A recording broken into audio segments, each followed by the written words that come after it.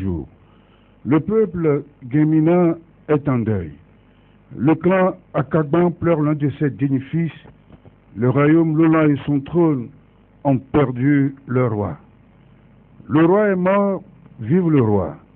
C'est par cette ancienne acclamation qui signifie littéralement que le roi ne meurt jamais que nous évoquons avec vive émotion et douleur la disparition de Sa Majesté Togbe Awarto Savado Zanglerson VIII. Le hasard a voulu que ce soit en ce jour de reprise de mes réflexions hebdomadaires que l'annonce de cette information à la fois symbolique est intervenue. Et en cet instant précis, nous nous prosternons avec un profond respect filial en tant que sujet devant la mémoire de cet illustre disparu qui a regagné l'univers de ses ancêtres et des dieux protecteurs de la cité.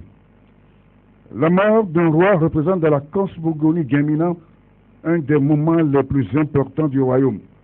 Elle signifie la fin d'une période et le début d'une nouvelle ère, tout en présentant nos sincères condoléances à la famille biologique de Togbe VIII et à tout le royaume Lolan. Nous saluons la promptitude avec laquelle la structure de régence fut mise en place pour assurer la continuité du trône.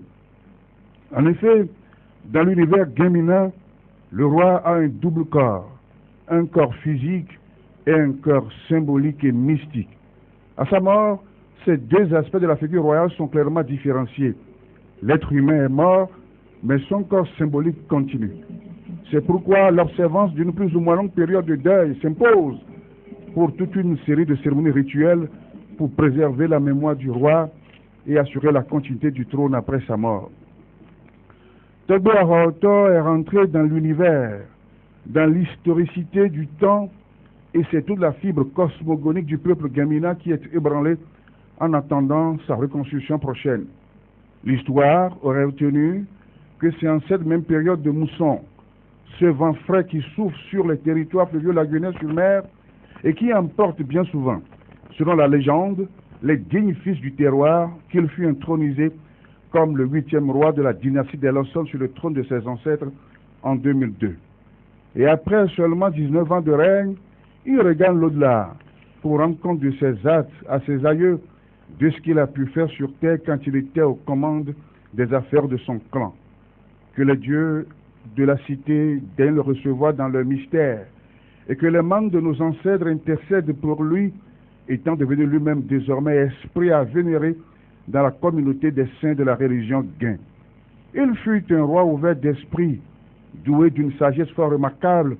Il a toujours cherché à concilier tradition et modernité tout en préservant les valeurs ancestrales, précieusement acquises et léguées aux générations actuelles et futures. Togbe Awarto est l'un des ardents défenseurs de l'identité culturelle de l'homme guémina. En tant que garant des us et coutumes, sa disparition inopinée est un coup dur, justement en cette période des rituels préliminaires devant conduire aux grandes cérémonies cultuelles et cultuelles de fin et de début d'année en pays guémina. Au cours de son règne, Togbe a su imposer sa marque dans l'orthodoxie des rituels de Pesoso que l'on réduit souvent à tort à de ces réjouissances festives et populaires.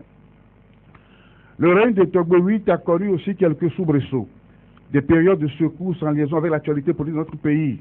On se souvient que son palais fut attaqué en 2005 en cette période de trouble et il fut personnellement violenté et amené de force. Je le vois encore dans les rues de notre vieille cité, bien décidé à rentrer à pied quand il fut libéré, se prosternant devant tous les couvents des divinités tout au long de son parcours jusqu'au palais. Son témoignage de circonstance devant la Sévigière fut une véritable profession de foi, de pardon, de tolérance et de réconciliation. C'est un homme sans rancune, sans esprit de vengeance, et d'ailleurs, il ne peut en être autrement pour cet homme que le destin a bien voulu placer sur le trône de ses ancêtres, lui qui démissionna de sa fonction d'enseignant pour cet engagement sacerdotal et presque sacrificiel.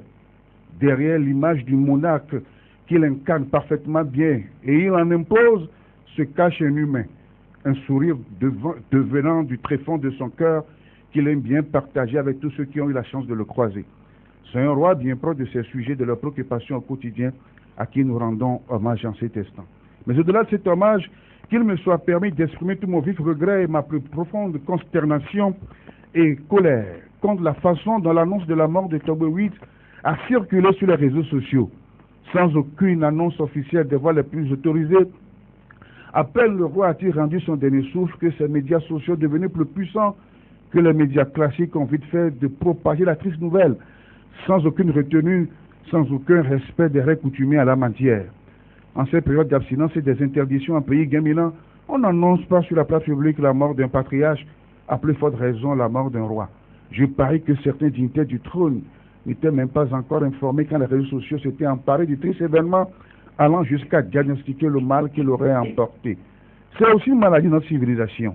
Tout le monde se croit désormais informateur et on se lance dans une course effrénée de propagation d'informations toujours pas vérifiées, comme si au bout de la course, il y a une médaille d'or à décrocher, oubliant que le secteur est en voie de réglementation. Le roi est mort, vive le roi. Sa Majesté.